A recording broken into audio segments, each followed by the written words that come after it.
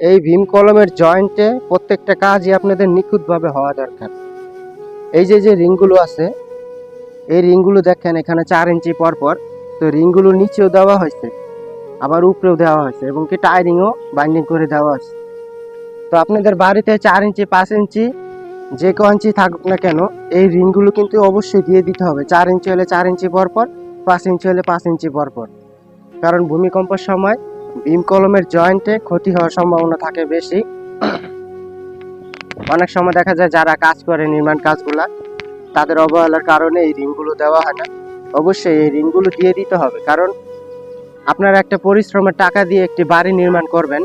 তো আপনার স্বপ্নের বাড়ি নির্মাণ ক্ষেত্রে অবশ্যই এইসব বিষয়গুলো আপনাদের খেয়াল রাখতে হবে। কারণ সবসময় আপনারা দেখা গেছে ইঞ্জিনিয়ারকে ডাকেন না, এবং কি ইঞ্জিনিয়ার সাইডে উপস্থিত করেন না, এর ফলে কিন্তু আপনাদের বাড়ির ক্ষতি হবে।